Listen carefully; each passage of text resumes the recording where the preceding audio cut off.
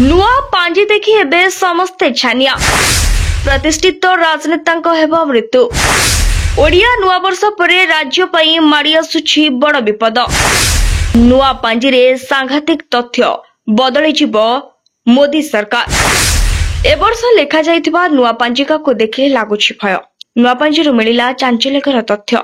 ओडिया नुआ वर्ष सबु सरीजिवो, सबु किछि जळी पोड़ी छारखार होइजिवो आ बदली जिवो सरकार। नुआ पांजी रे होइछि राजनीतिक अनुमान। शासक विरोधी को नहीं मिली बड़ संकेत। प्राकृतिक विपर्यय, दरदाम वृद्धि, राष्ट्रीय दलर परिवर्तन और भारतर वैदेशिक संपर्क बाबद रही अनेक तथ्य। ए वर्ष राज्य पई बड़ अशुभ कथा लेखा होई रही पांजिरे। चारिथर पंचग्रहकूट राज्य पई काळ हेबो बोली पांजिरे लेखा रही। शासक दल अर्थात बीजेपी उपरे विरोधी भारी पड़ी पारंती बोली उल्लेख रहितबा कथा जणा पड़िछि। राष्ट्रीय दल मुखियांक परिवर्तन हेबा सह देश रे किछि बड़ अभावनीय घटना घटिबो।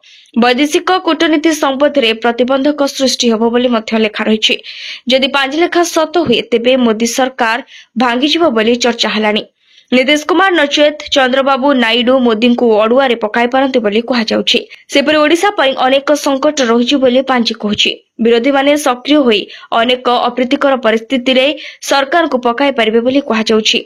एथिसह जणे बड़ राजनीतिक व्यक्तिकर गुरुतर शारीरिक असुस्थता होई पारे किबा मृत्यु भी होई पारे बोली लेखा रहितबा कथा कहा जाउछि। जाहाकु ने एबे देशठु राज्य सबुठी चहळ पड़ी गलानी। उत्तर पूर्व और दक्षिणांचल आंचलिक संघ हेबो बोली पांजिरे उल्लेख रही।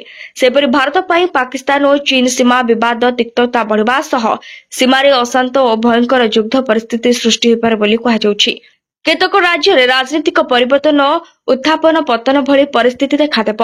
केंद्र और राज्य सरकार विरोधी जोगु अनेक समस्या रे पड़िबे बोली पांजिकारे लेखा रही। एसह विदेश रे एथरो खाद्य अभाव सह फसल हानि जोग रही। सामुद्रिक झड़, भूमिकंप, वज्रघात रे बहु क्षयक्षति भी आशंका रही। तेज पांजीर लेखा अनेक समय सत होता बेले यहाकू नहीं राज्य राजनीति चहल पड़िलानी।